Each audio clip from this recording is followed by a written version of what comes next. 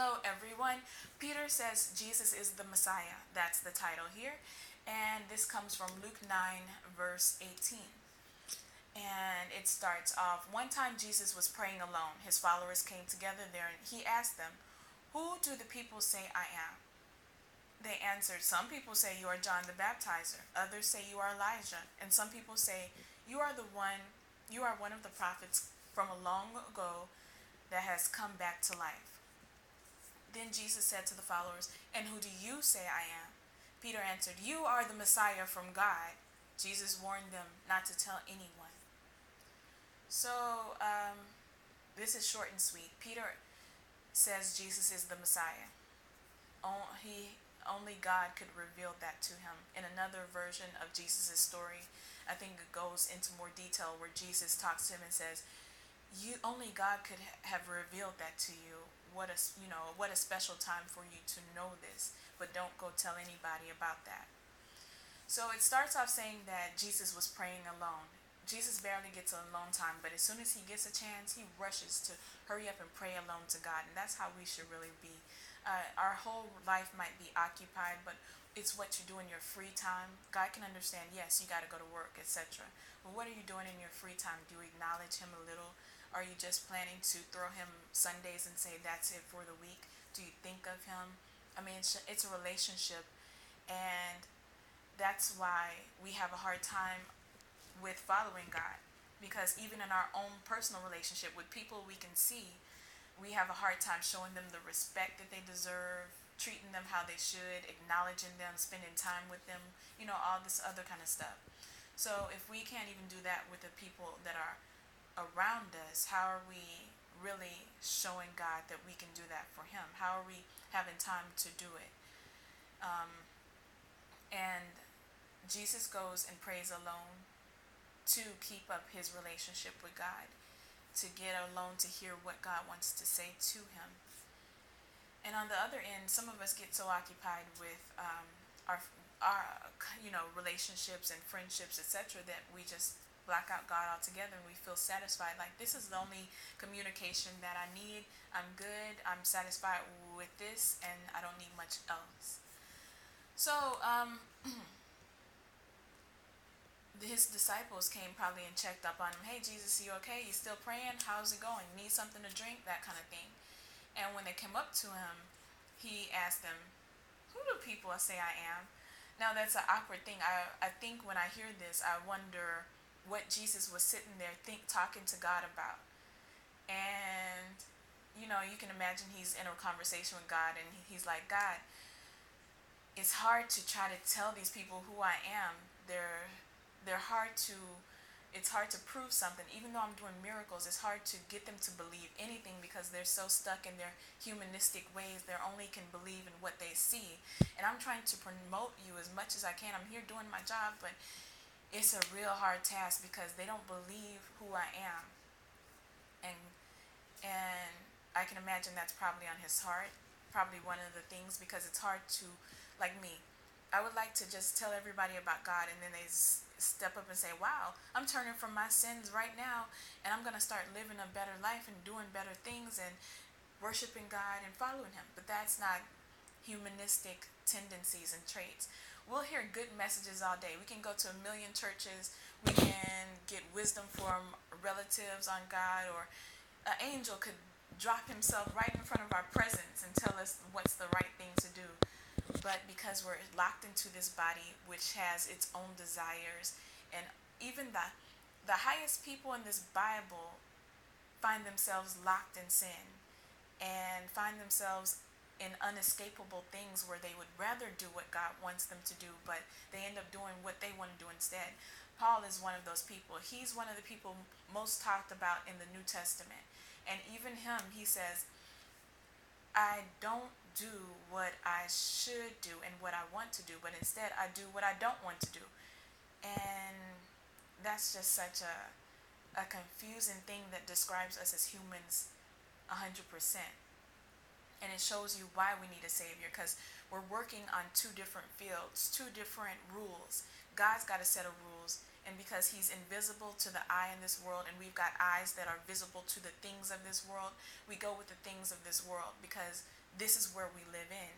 But it's switching that worldly thinking and putting our minds and our spirits on where we're to go in the future, where we're going to eventually end up at after these 65, 75 years we've lived on this earth, where we spend eternity to. That's the point. We have to get the, it's almost like an equation in our mind. This life plus 65 years equals whatever we've done during this life, and grab all that what it's equal to, that the total of the equation, take that and bring it into another realm, spiritual realm, which it's gonna matter what we've done on this earth, and did we live by earthly principles or by godly principles? Which one did we choose? And if we've only lived by earthly principles, then we take all of that equation, the total equation, and bring it up to a spiritual realm where none of that stuff even matters. And now we have to face eternity there, and we're not fully equipped to work in that realm because all we know is earthly things. Where our spirits aren't opened up, we can't see the things of God, so we can't be in the existence or the arena of God. How can we say that we want to, ask anyone, which one would you choose? To be in jail or to be free? Everybody's going to say, be free. I don't want to be in jail unless you're just crazy and you just have nothing going completely for your life and you just given up on everything. Ask the same thing. Would you rather be in hell or would you rather be in heaven? And everybody knows that nobody walking around has really seen hell. You've gotten people with near-death experiences who can give you a slight imagery, if that's how you say it, a slight depiction of what hell would probably be like or heaven would be like. But none of us are 100% sure that's how it's like. The Bible does describe what hell's like, what heaven's like. And so that's why the rumor or the knowledge of heaven and hell gets spread around, and everybody in themselves knows that, oh, there is a heaven, there's a hell. And hell sounds like a place that, even if you call it hell heaven and heaven hell, you know what's the difference where you would want to spend. It's not like it's just a title. There's actual consequences and things that you have to exist in and live in once you get there. If I started calling heaven, if I called hell heaven and said, hey, you want to go to heaven? It's just like hell. You would say, no, I want to go where the good stuff is, where nobody's trying to kill you, where it's not uncomfortable, where you're not burning for the rest of your life. Everybody wants to go to heaven. We know that that would be the better place. There's no doubt about it. But we are not realizing that it takes a relationship with God. It takes you to have your sins forgiven. If you're come to God and you're loaded down with sins and you haven't asked Jesus for forgiveness, or put your sins on Jesus and said, hey, my sins were tacked up on the cross when Jesus died, I'm free from all that, I'm starting anew, and you're not developing a relationship with God, well, God's going to see that as you didn't take the time to spend with me. The only reason you want to be with me is because for the benefits. You don't want to burn in hell, you just want to hang out in heaven. And although I would love for you to be here with me, you chose what you chose, and I respect what you chose. That's why God does it. Every time you make a mistake, you probably made 10 mistakes just today. Probably did something that you know wasn't right, and you still did it. You're still living right. Did God throw a lightning bolt to you and kill you? No, because God's a God of free will. And that's why we're in this realm right here. Can you imagine if God was standing in front of you and said that, look, you have free will. Choose which one you want. You can choose heaven or hell. Or no, not even that. You can choose what you want to do in life or what I want you to do. Well, in front of him, of course, he's a high power. You're going to choose what he wants you to do because you don't want any consequences or whatever. But that's why he puts you in this earthly realm, to see what you would really choose, to see who's fronting, who would just say yes because they're standing in front of his face. That's like if you're a parent. I'm not a parent, but I can imagine if you have a child and you want them to love you because you're you, not because you give them a lot of gifts. So for Christmas, you usually give them big things. You give them a big wheel, whatever, if they're a little baby. You give them this, and they're all excited. Oh, yes, my mom and my daddy, every Christmas, they go to school. Every Christmas, they got something good for me. buy me the most, like iPads, iPhones, iPods, I this, I that, I and the other. They buy me everything and I just get spoiled rotten. So that child goes to school spreading that around and got all the kids they're jealous. They're like, oh, my parent doesn't do that. So one Christmas, you're like, oh, this Christmas I'm gonna give my child something that I think is more valuable than any item. So what I'll do this Christmas is I'm going to give them an opportunity to give back to the community because this is valuable too. So when they grow up, they'll know how to give back to help those in need. So they come, it's Christmas, and they're ready for the little child opens up the present and they're like, okay, I'm ready for the big stack of money. What did you get me? What's new? Did you get me a hoverboard? Whatever's new out, VR, virtual reality glasses? What did you get me? And you open up this paper and it's uh, approval for you to go work in a shelter or something like that. And will this child throw a hissy fit, or have they been spoiled rotten, or have they said, hey, I know that you give me good gifts to know what's important in life, so I'm not going to be upset with you. If this is what you want to give me, this is what you want to get me. Or will they throw a tantrum and say, oh, I wanted this, I don't want to, I'm mad at you, I don't want to talk to you, what are you here for? You and my mom not even together anymore, what are you here for? Just go, Dad, I don't even want to see you, I don't want to spend time with you, just forget it, bye. That shows they were only there for the gift. Now, it may be because of an immature mind, but even that can happen if you're talking to someone who's older. They might have only chosen you because you're standing right there and you give, and you look like the better choice while you're standing in front of them. But if you gave them, really, that wasn't the example that I'm trying to get to. It's something that I could say better than that, but let's see. Let's see, if you were a parent, let me reverse that and go back and try again. If you were a parent and oh, okay, this one's better. If you were a parent and you wanted to take your child to a circus, but they wanted to instead, they hadn't seen you in years for some reason. You're deployed somewhere. You're in the Navy or something. They haven't seen you for years, and you show up, and you're like, I'm here now. I can spend time with you. I want to go take you to the circus. And they're like, well, I already had plans to go to my friend's house, the friend that they've always seen, always hang out with. They had plans to go to their friend's house, but you're there now. And you're standing there, and you say, you don't want to force them. Hey, you barely see me at all. Let's go to the circus. You can see your friend any day. I go back to the Navy tomorrow. But the child, instead, you give them the choice. Do you want to go to your friend, or do you want to come with me? Well, and this is still not a good example, so let me just stick it with God. God standing before you. What would you choose? Let me put it like that, just simple, straight out there. What would you choose if God said, look, do you want to hang out with me? Do you want to live the way that I want? I come with rules that will benefit your life. Sure, it's rules, but rules are everywhere. You got rules in the world. If you go out and do the wrong thing, you get thrown in jail. So I'm not being irrational with these rules. I only make it for your protection, so you won't have to go through troubles and be sick and have problems in your life. So I spit out these rules, and they're righteous rules. And do you want to choose my lifestyle and hang out with me, or do you want to go about your own life and do whatever you want to do? Now, in God's face, in His presence, He's such a holy power. You'd say, of course, every one of us would say, I want to follow what you want to do.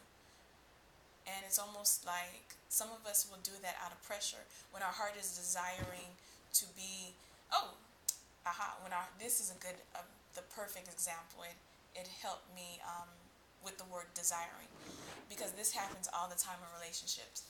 You've got a relationship, you're bonded with this one person, you've been together for a long, long time, and you have desires in your heart to be with somebody else. And that's the sin nature in you. You're working with the sin nature. You want to be with somebody else, but then you have this commitment. You're like, oh man, why did I do this so young? I shouldn't have done it because now I haven't even gotten to taste the honeys or the different flavors out there. So now I'm locked in this relationship with this wife, and it's getting stagnant. It's getting where it's just everything's routine, and I'm still, I'm still thriving. I want to test the new waters. I could put my energy over here and make this relationship better, but instead, my desires are for the excitement of something real brand new and exciting and just new to me. So, which one should I do? Put my desires, put my energy into my relationship and make it work and make it be new again? Or should I just act like I want to be here, but I really want to be there? Or should I just not even act and just put all my energies out to the other person, somebody brand new? That's the same thing with God. If everything was exposed, if we were able to unzip people and see who they really are inside, we see a lot of deception. A lot of people are only out for pleasing themselves, and they try to keep in line as much as possible so that they don't just go overboard with it. They try to say either they, you know, they do something visual with someone else in the relation outside of the relationship, or they have somebody on the phone they're talking to all the time sneakily, and they wouldn't dare want their partner to find out about it. They do. Some people like to stay on a borderline. Some people are all out with it, like I could care less if they find out or not. I'm going to cheat and feel good. This is what God says. He says, those things aren't good for you, because you know what, you are only going off of what you feel, what your hormones are telling you, etc. So that's not a good way to live, off hormones and emotions and just feelings and doing what you do because you feel like it. So I'm about doing rules and keeping to things that are going to benefit your life. It's not going to be a benefit if you are out there cheating and your spouse finds out and leaves you, and then you're heartbroken because you can't get them back, and that was somebody that really cared about you and treated you right, etc., etc. You could bring disease to your spouse, all kind of things. So God puts the rules of don't commit adultery, for example. Not to say stop all your fun, don't desire extra women because I don't want you to have any fun. No, it feels good to desire other people, of course, but it's to protect you from all these things and to make an honest person out of you. I mean, instead of being deceptive, always walking around telling lies, deceiving, not being true. How can you, people walk around and say, I'm real. How can you be real and you're too scared to face your spouse and tell them, I don't have 100% faithfulness here? You're not real. And people see how fraud you are when you try to act like you are real and you're not. So you're just deceiving yourself, and you walk around looking like a fool. And God's trying to transform us into His image, where we're honest about things, we're faithful, we're true, we can be counted on. This is God's personality. And when we're acting shady outside of and doing different things and trying to act like we're real but still faking around and just deceiving people, then that takes away from the power of God when we walk around in His image. If you say, you can ask a lot of people, do you believe in God? Do you follow God? Do you worship God? These people say yes, but then look at in each person's life, look in my life, look at anybody's life, and see, are they really living up to it? What kind of things do they do? How do they live, etc.? Do they have a relationship with God? Then you'll see the truth about what's real and what's not. So that's what it is, where if you are on God's team, you got to be on God's team. It's not I'm half here, it's not half there. It is a transformation. I am transforming to turn away from those things I do with God's help. He will help me get through it. But ultimately, at the end of the day, it's what you attempted to do. Are you working on being a better person today, or are you satisfied? A lot of people are spreading that mindset around that, oh, I am who I am and this is all I'm going to be and nobody's going to change me. Well, you're getting caught up in that. And you look around and you wonder why everything is going bad in your life, because you're trying to keep up with the Joneses and you're just having this negative attitude that you don't want to do anything positive, and you're just satisfied with it. You say, oh, I've always been a gossip. I'm going to keep gossiping. Oh, I've always been a betrayer. I'm going to keep betraying. And you try to act like we as humans, we want to comfort ourselves by saying, I'm just out of control. I can't control how to do this, when the power of God exists for us to pull through that. to change in our life. This is the whole point of coming to God, to change from what we've learned on this earth, because that's not actually us. The things that we're addicted to, if we put our mind to it, we can realize, oh, I don't have to have that. If we put, that's why we have fasting from the Bible. What the Bible teaches you to fast, put down your addictions, and go a little while without them. I mean, some things that you never would think that you could go without, you can. Some things that I have thought that I can go without. How can I go without that? One of the things in this world that's hard to go out without once you start it is sex. People are like, oh, I feel like I'm horny now or whatever. I need to go get some sex. But if you realize it, what are you chasing? What are you after? A vagina, a penis? I mean, how are you getting really fulfilled when you can have control of that and say, wow, I realized that I don't really need that in the first place. It's almost like it's controlling your urges like you go out to get some food. Unless you control your urges, you are controlled in a sense, because anybody coming up to tell you what you like, if they're selling what you like, you'll go for it. Oh, I do like a lot of sex and you got it for free. Oh my gosh, I'm going to take it. Oh, I do like a lot of pizza and you giving it for free. I'm going to fatten up right now, eat about 50 pieces of it because it's free. And I'll deal with the consequences later, whether it be I've gotten diabetes or I'm just obese and I have to now work off all the pounds. All this kind of stuff you can avoid from just cutting it off in the beginning. So if we just look at it and say, what am I addicted to? Do I overindulge in liquor or alcohol? Am I addicted to getting attention from somebody? Do I have to always be the center of attention? Am I addicted to many things that are out here that can be an addiction, and those addictions ultimately can equal to sins. God wants you addicted to him because if you have your mind set on doing godly things and following God, all his ways are right. So how much wrong could you be making or getting into in this world? We look around and say, oh, I'm in this trouble and that trouble and the other trouble day after day, and we wonder what's going on here. It's because our focuses, our desires are focused on the wrong thing. We've invited people in our life that shouldn't be there. We're just not following God's plan or God's best for our lives. And that's where we get caught up. And it's always going to be problems, sicknesses, illnesses, just tragedies, struggles, all these things because we refuse to follow God. So, that's what Jesus was doing. Back to the original subject. But I wanted to touch on this and really get to it, where I was trying to find an example of, God standing before us. And that's why we're in this realm, earthly realm. This is our test. God throws us, gives us, and in the Bible it says we have no more than like 120 something years. You're not going to really find, and God can give people blessings. Like, for example, if you are somebody who's just obedient to God and doing everything he's saying, he can throw you a favor. Hey, there can be a rare occasion where somebody lives 130 years, especially if that's what they've been praying for. Please, God, let me live the longest in this world. Sure, I'll give you 130. In the Bible, I said you'll only live about 120 years or so. I'll give you 130 instead. So you might see a rare person who's alive 130 years, etc. Way back in the beginning there, life used to be 900 years, etc. But just like the dinosaurs and everything, that's become obsolete. So God set it so that days are 120 years at the most. And we all know we don't get that long. We get half of that. And our lives are cut short because of our disobediences and our sins. And the world's just run rampant with it. Do what you feel. Live how you want. This is the world we're living in. Instead of gaining control and saying, I like doing this, but I'm not going to out of respect to God. I prefer doing this, but because of God, I'm not going to. We can do lots of things, and one of the common things is maybe getting in an argument with somebody. I use this example.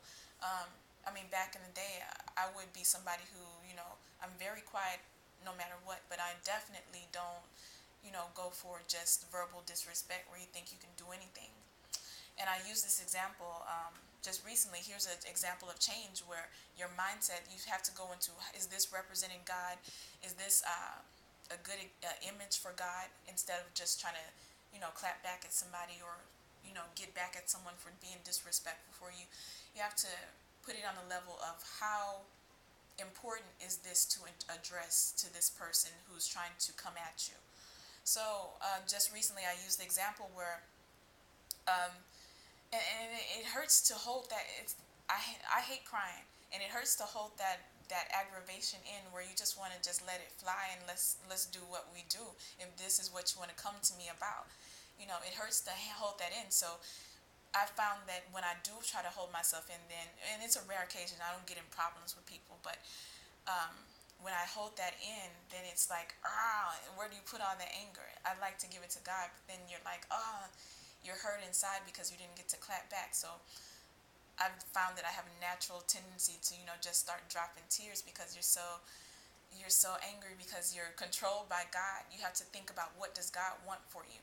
So anyway, I use this example where just like in April, I think it was, where this woman, I'm trying to handle some business, and just out of nowhere, I mean, it's the business is being, you know, not up to par. The business is not treating the customer like they should, whether it be for race or whatever. Obviously, it was because of some kind of appearance. Because the woman starts, arguing. And eventually, I'm trying to, I'm keeping it calm. God, you're here. I don't have to clap back. I don't have to get out of character. This isn't even worth it. This is earthly things that financial, monetary things. This is nothing that's going to really drastically affect my life. So I don't have to clap back at this person for what? I can hold my peace with you. So I'm being as pleasant as possible. And this woman just calls out, just trying to incite something. This is a business. I'm in this person's business. And she goes, you are so ugly. What the? Now, I, there are some rules where, even I've even in my criminal justice courses, I mean, they even have a term inside of the book, fighting words, where somebody's purposely trying to incite you so that you can engage in a fight. So that's what that was there. And those are fighting words. When somebody just, tries to disrespect you right in front, especially, this isn't on the phone, right in front of your face. I mean, it takes everything within you to pull those cords down and say, I'm not about to.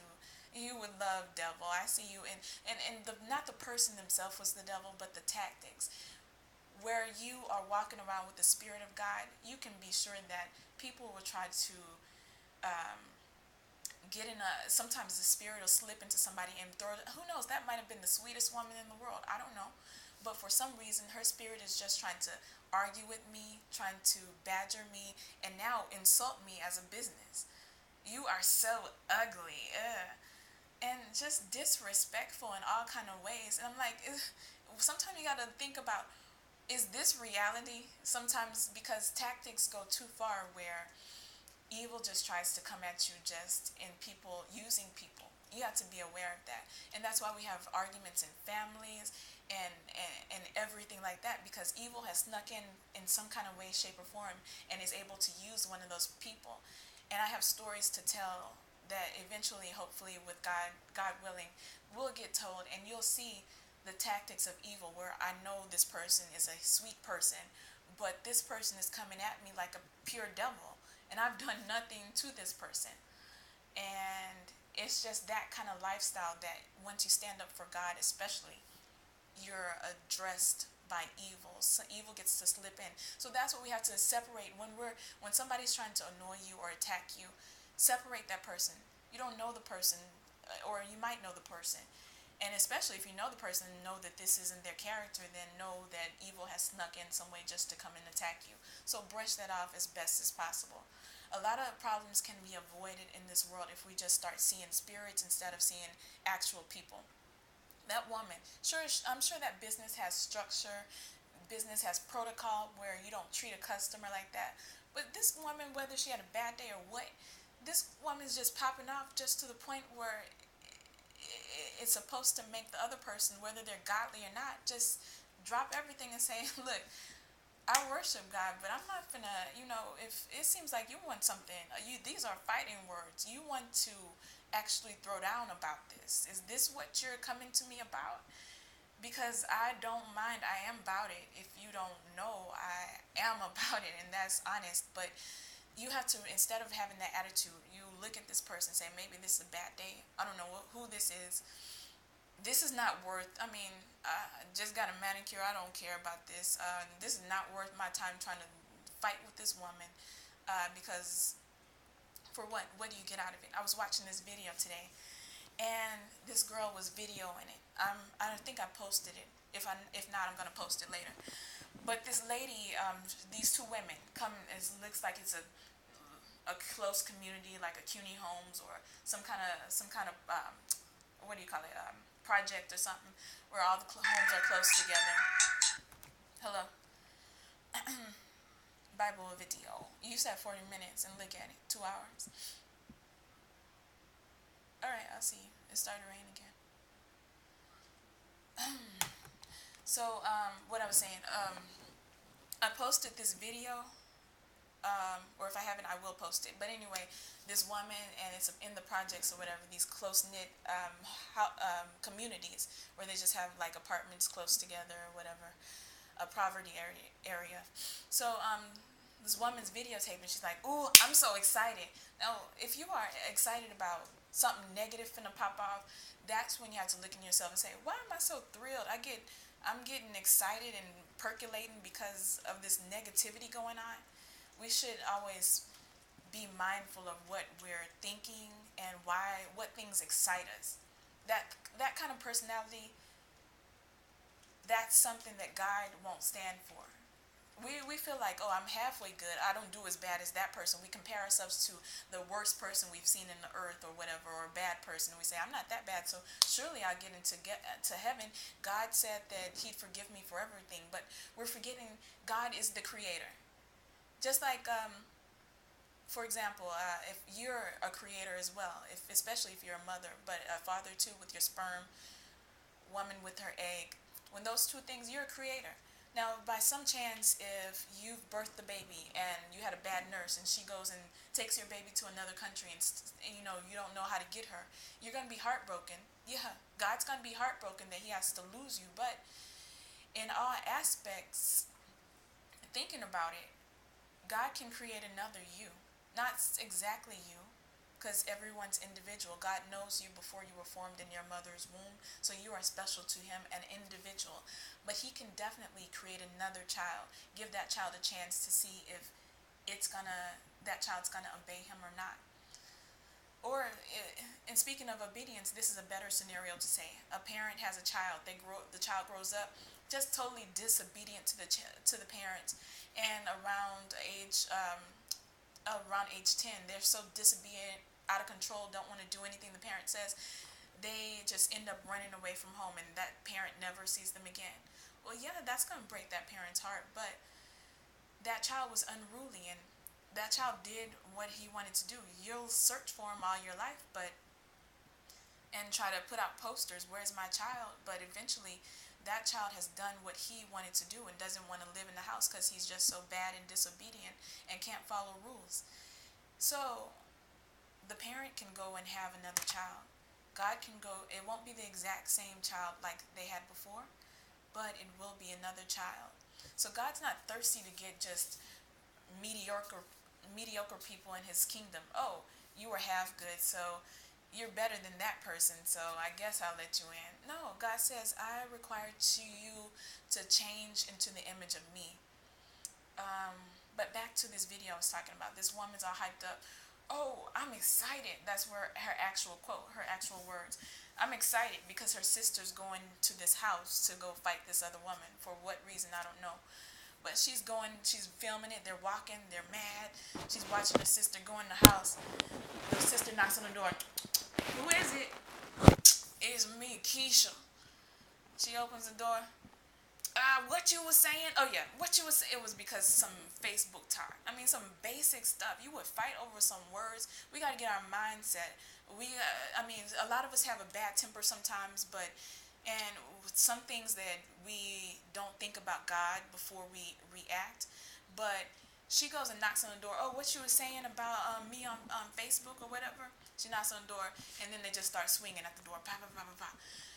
So much so that the girl comes into the woman's house. Now, you don't know who else is in there, and legally, she has the right to, handle somebody who's coming in our house. You could get shot or anything. So she comes in the house, they're fighting, they take it even to the back in the bedroom, they're fighting, da da da da da. And looks like the girl who came there is getting whooped. So the woman who owns the place, or who lives there, who's renting there, she goes, she gets up, she leaves the girl in there, and she goes, and you can see her licking. She goes into the, like, a kitchen, I guess, and she grabs a knife. So I'm assuming that's what she grabbed, because after that, the woman who's videoing the girl who went over to fight, she starts saying, "Oh, she got a knife. Wait a second," and she doesn't focus in with the camera anymore, but it's being dragged around with her because she's trying to stop her. She's like, "Wait a second, wait." So obviously she starts jigging her with the knife because the sister's like, "You stabbed my sister!" She's yelling at her, and the way that the story's told is almost like that the girl died from stab wounds. They're like a tragic ending to this. So maybe the girl died, I don't know, but the camera ended up getting cut off. But we have to realize we have to walk as God. God lives in us, and as much as possible, people try to test your nerves. Maybe you'll have a bad day when somebody's testing your nerves, and you're just like, "Look, I'm not feeling godly right now." Oh, let's do it. But for the most part, realize that people aren't sometimes acting as their self. They've let some evil or negative come inside of them, and now it's, almost like a possession. And they're acting in a different way. Just like when you see people, you might think, oh, there's no such thing as possession or spirits or any of that stuff. But it's simple to see. Just imagine somebody getting on flakka or a synthetic weed or all these drugs, and how they switch their personality. You might know somebody who drinks a lot. When they don't drink, they're just the calm person. When they drink, they just start going crazy. So that's an example of somebody letting, evil in. They call liquor, they call, wine spirits. They call that because it's something that gets into you that just is able to possess you and make you act in a totally different way. So it's the same thing. And you might say, that person didn't drink, that person didn't smoke, I didn't see them take a pill, but all of a sudden they're just acting erratic, they're acting crazy, out of character. What the heck is going on? That's the spirit. If you're just sitting there peaceful, and then all of a sudden somebody just starts popping off at you, and you're like, where is this coming from? What the heck is going on? That's the spirit. They've allowed, and spirit can creep into you just awkwardly. It starts to try to badger you. Oh, you're not good enough. Look at that person over there. They think they're so high and mighty. They think they do everything perfect. They look at you. You know you ain't nothing. You ain't about nothing. Your mama even said, and your daddy left because you wasn't nothing. And it just starts running these things, so you're torn down. You're like, these things are true. I must believe them. And you're in this bad mood, and you're walking around. You can't wait till somebody tells you something, so you can get back at them and start a fight. And you're just looking for a problem. You want a problem to, that sounds like hell outside. You want a problem to exist, but it's about working those thoughts out inside of you. Something negative, it's important to keep your mind frame set and clear. And if you don't do that, you're liable to switch to any mode at any time. You have to be aware of what type of people you work with, live with, exist around, because these are different personalities coming together to either create a peaceful environment or one that's rowdy and problematic. So sometimes you have to curve and bend. This is what Jesus, did a lot of the times. You think Jesus, holy God, you think he wanted to be in the presence of people who are always just doing negative? But no, God says, I'm strong enough in myself. Keep yourself holy and pure and focus on following God, and don't be so easy to follow everybody else. Then you won't get that bad influence in your life. Jesus went and hung around the worst of the worst. What the preachers would come and try to, oh, you think you're God? You don't know God. Look who you hang around with. The worst of the worst, sinners. People just come up all day. You don't know who just touched you. She's the worst sinner there is. You just gonna let her touch you like that? You claim you're holy God, and you're letting people be around you just negative, cursing, spitting, drinking, smoking, doing all these negative things, just acting all, they sleep with multiple people. They're prostitutes, hookers, whores. I mean, look at your. I'm supposed to follow you, Jesus, and look who you roll with. Look who you hang around with. I'm supposed to follow you? Oh no, not me. I'm trying to be holy. And Jesus says, look, I am capable to hang around these people because I love them. I didn't just come for the good. I came for specifically the sinner because this is my purpose to die for. I'm dying for these people. Why not hang around them too? I don't judge them how you're judging, where you just think that you can just call out all their sins and then that's it, because you got sins that you wouldn't dare speak about, and you try to act like you're better than them. I know you, I know them, and I'm holy God. I'm able to consult God. That's what he did here. Let me curve it back to this. That's what he did. He would go along to pray to God so that he can stay strong in God, because he's been in these negative environments all his life. So it's the same thing and I speak to everyone, every culture, but I mostly like to speak to the culture where many are growing up in poverty, the impoverished, is that a word? Impoverished areas. Um, the areas where you're not getting love, you're barely getting a parent, you're not getting anything fancy. It's just like a jungle out there. You're at the basic necessities. You got a roof over your head. Sometimes not even that. Sometimes you get evicted and you gotta go live under a bridge. Many stories, people taking their children, they've gotta hurry up and find a place to live in a shelter under a bridge because they've gotten kicked out. There's no money extra to go around. You're just around a lot of negative. Everybody's in a bad mood. That's the worst of the worst environment to come out of, and a lot of us are living in it. So Jesus tells us how to walk through that fire and say, you know what? I was born in this environment. I'm hanging out in this environment, but I don't have to become this environment. Get some wisdom in yourself. Don't look around. A lot of people have just said, look, this is where I've grown up with. And I'm not saying that. The things that are important is that if you can gain wisdom in yourself, then you can do anything. And God gives free wisdom right here through the Bible. You don't have to go to college.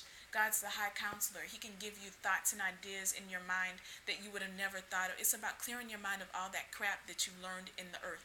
You might have grown up, let's say, this is the normal scenario for the culture, like hood culture or whatever, ghetto culture.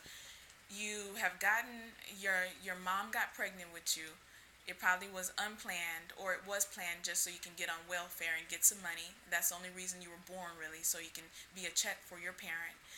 Most likely the daddy's gone away because either the mom caught him cheating because he's out of control. He's out of control. He wants to have multiple women, and he's either left the family, or he just left because it was a one night stand or some other kind of way. You was born through a rape or anything.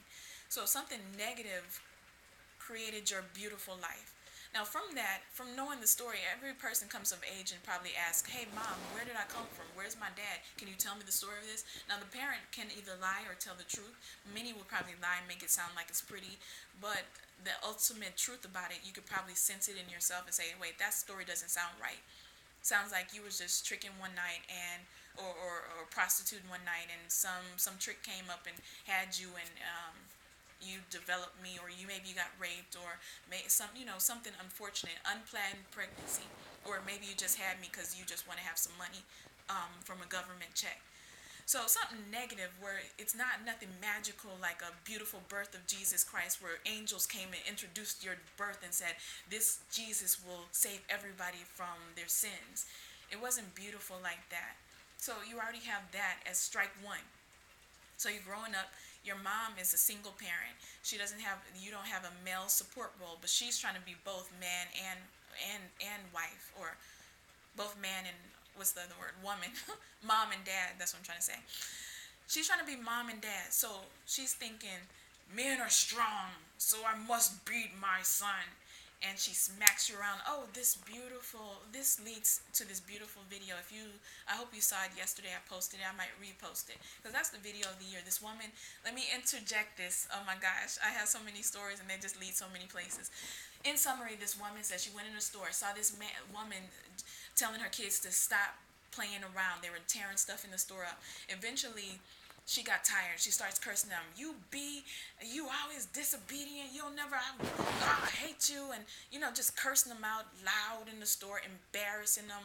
The woman who's telling the story, she said, of course, they were acting bad, sure. But she just starts cursing them out, treating them like crap, calling them all kind of names. And she said, me and this woman who, of a different nationality, the gas station, was working the gas station cash register. She said, me and her was just looking at the woman who was screaming like, why are you talking to those kids like that?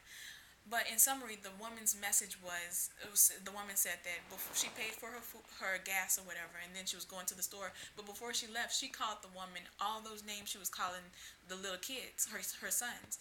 And then the woman had the audacity to get offended. Like, what you call me? And want to really fight about it.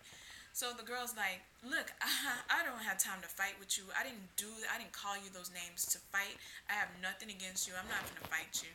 But I said that to show you that if you get offended by you're a grown person, and if you get offended by somebody calling you all these B words and cursing you out, etc., and talking down to you, if you as an adult get offended by that, how do you think your children are feeling when you're embarrassing them right in the middle of the store, cursing them out, belittling them, treating them wrong?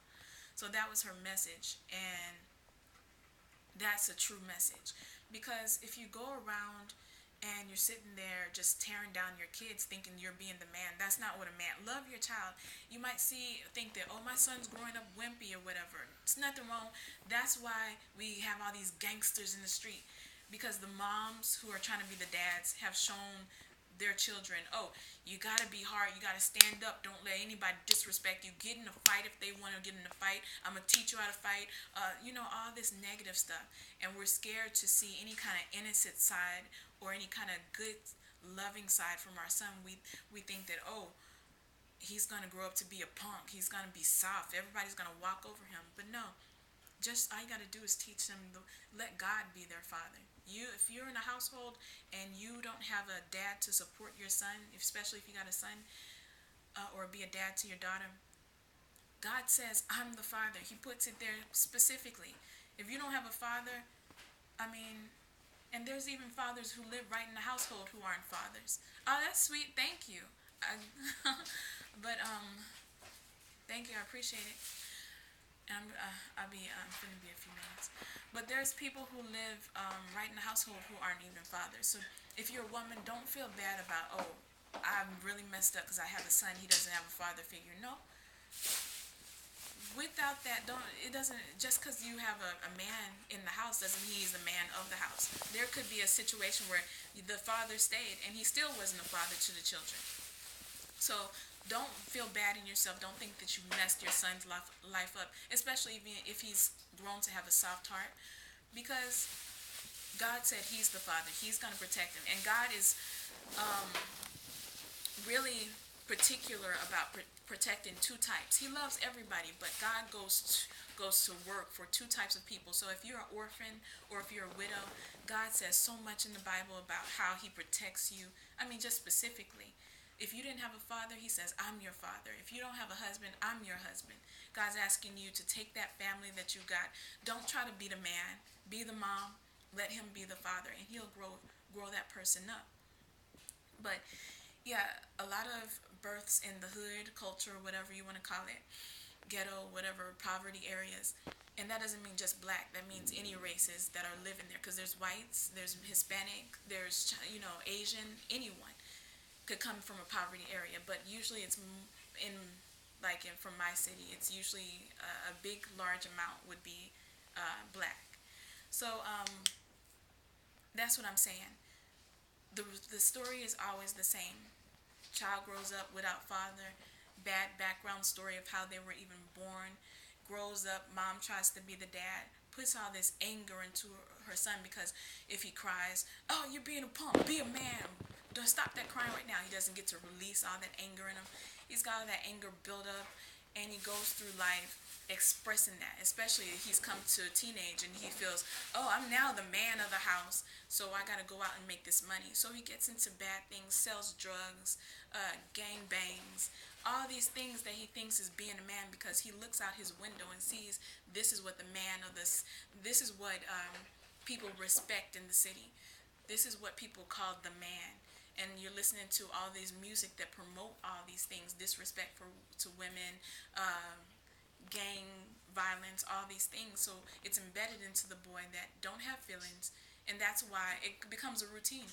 You've grown him up to not have feelings and express none, and now he's gone out to not have feelings, so that's why he can leave that woman that he sleeps with and have her impregnated and start the cycle and routine again. Somebody has to wake up and say, wait a second, why am I living like this? Why am I being this way? I don't have to act like I'm not important.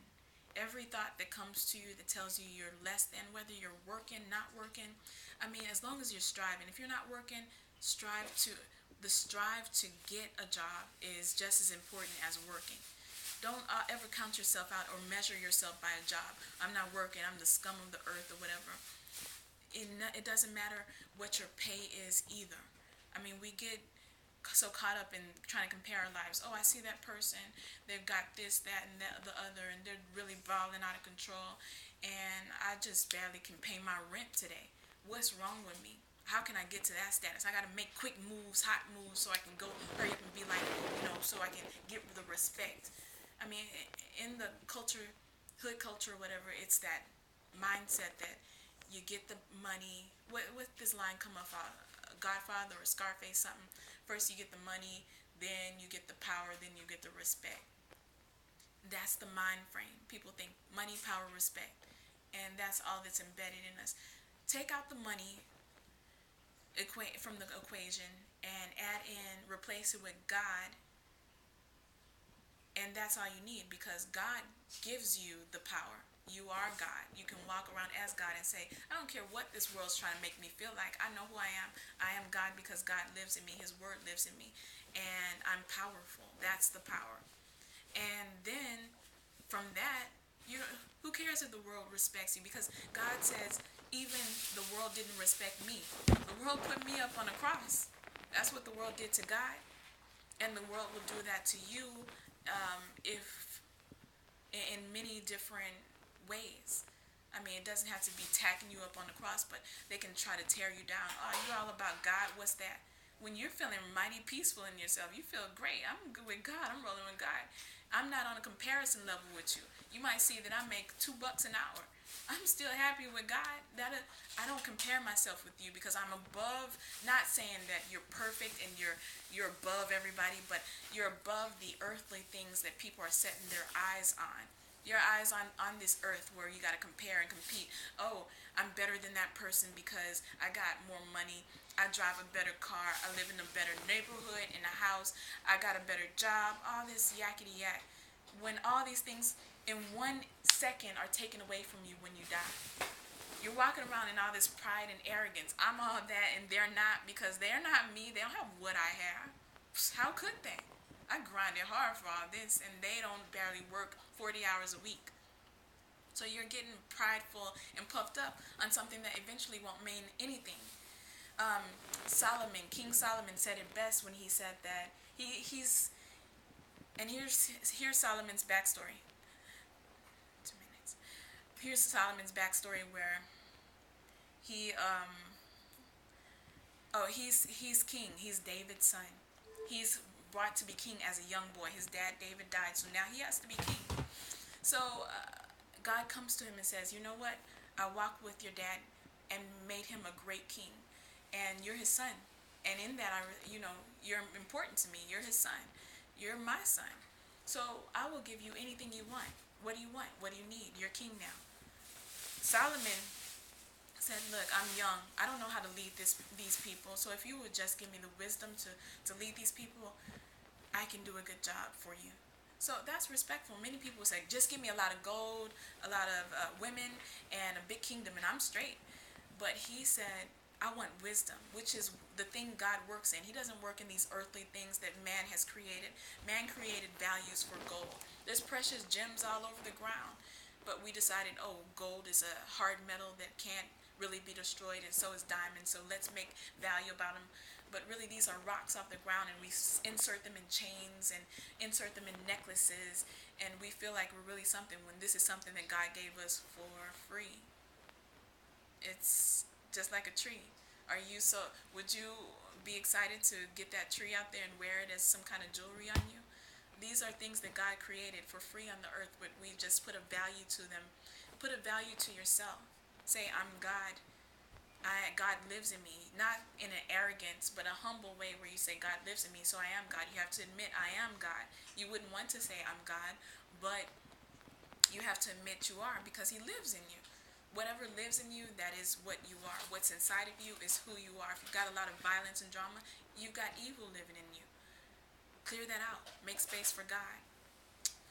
But I was saying something else, but oh yeah, Solomon's story. He asked for nothing but wisdom, and God said, because you didn't ask for expensive things, you just asked to be smart enough to lead these people how I want you to, I'm going to give you the smartest wisdom ever. Nobody's going to be smarter than you. And with that wisdom, so Solomon gained a lot of money. He still had all this stuff because he had the wisdom to get it. Wisdom can get you anything. And he was very smart, and he came to the conclusion that nothing matters. He said, I have all this kingdom. I have everything I want. If I just say anything, they'll bring it to me. Whatever I want. I got women coming from other countries saying, I want to be with you. I respect how you're running your kingdom. You have the most that I've ever seen. You've got gold here, gold there, servants here, servants there, a big army. You're just powerful. But Solomon says, even with all that stuff, it's meaningless. What is it for me to have all this stuff when I gotta leave it to my child? And I'm not sure they're even mature enough or godly minded enough to handle this. They might lose it all in one swipe. It's almost like trying to switch the presidency. If Barack's president right now, and he's trying to, whatever he's done in his work, and he's scared to get the next president in. Imagine Trump comes. He's going to be the anti-Barack Obama. He's going to come in there and try to switch everything around. So he's thinking probably at this moment, all those years, I worked 8 years for this, and now if Trump gets in office, he's going to cancel that out. What was my work for? It was for nothing. It was for those 8 years, but I wanted something everlasting and eternal. But that's what he's trying to give us wisdom. If you want to know what's important in life, find out who's been the greatest speaker in the world, or the greatest person with knowledge. And the Bible tells us already it was nobody with greater knowledge than Solomon. So Solomon had all that wisdom. All we have to find out is and he was smart enough to leave these words for us. Instead of writing about his own life, really, he just wrote down everything. I mean, it's not in any kind of order or anything. He just wrote down whatever is important in life. This is important, that's important, yada yada, you do this, do that. With all that wisdom, he tried to leave it for the next generations. So that's what's important. The wisdom of God can get you the money. We're missing the step. We're trying to go out there and get the money evil kind of ways. We go gang bang in the culture that I'm speaking of. We gang bang, we rob, steal, cheat, lie, connive, all these other extra things when God gives you the money for free. So, and God always makes provisions for his believers and can help you out no matter what you go through. So with that kind of power on your side and within you, it's almost like you can't fail as long as you're applying yourself, as long as you keep your mind stayed on God, as long as you have a desire to do God's will. And that's something to pray in our prayers. God, I don't even really know what to pray for, but as long as your will be done, that's fine to do. Jesus prayed the same thing. God, I don't want to get taken to the cross. I don't want to, but let your will be done. So, let's get back to the subject because I can keep going on many things. Peter says Jesus is the Messiah. So Jesus is over there praying to God. God, I'm trying to get to these people. They can't understand who I am. The miracles aren't even enough for them. What can I do extra? You know, he's probably praying something like that. and he turns over to his followers come up, and he turns and just interrupts his prayer to speak to his followers and say, "Who do the people say I am?" And they just run a whole list. They say maybe you're John the Baptizer, or maybe you're Elijah, or one of the prophets from the old time. Yeah, they just keep on talking about it. They don't know who you are. They know you do miracles, but they don't know exactly who you are. He's like, okay, I understand that. I've heard those things too. Who do you say I am? So he's trying to fill him out and say, I know those people are still guessing, but you've actually walked with me. Who do you think that I am? Who do you say I am? And I guess God did this. You can imagine God doing this as a blessing, because maybe Jesus was discouraged. He's over there praying and talking to God. These people can't understand who I am. And he asked them, who do people say I am? They say you're a prophet from an old time. And then he says, okay, they say that, but you've been close to me. You're around. Am I being effective? I'm trying to show you that I'm God. Who do you say I am? And here comes beautiful Peter. You are the Messiah from God, the true answer. And Jesus is probably refilled, re-vibrant. He probably had a discouraging moment, like, oh, these people don't get it. I'm over here preaching, showing miracles. I'm just trying to show them I am God in the flesh. I'm trying to teach them. They're not getting it, God. And God probably put it on his heart to ask these two questions. Who do people say I am? A prophet.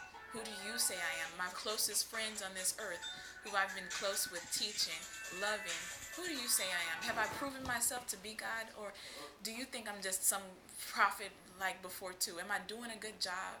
This is almost like what Jesus is saying. Am I doing a good job? Is my purpose being fulfilled to show you that I am God? And here comes Peter. You are the Messiah from God. So after that, Jesus tells them not to tell anyone. But of course, I'm sure they'll go and spread it around, because that's human nature. We like to gossip and spread news. But that has been enough. I think I'm going to finish the rest of Luke 9 on tomorrow. But until then, have a blessed day. Our Father who art in heaven, holy is your name. Your kingdom will come. Your will be done on this earth as it is in heaven. Give us this day our daily bread, and forgive us our debts as we forgive those who have debts against us. And lead us not into temptation, but deliver us from evil, because it's yours. That's the kingdom and the power and glory forever and ever. In Jesus' name, amen.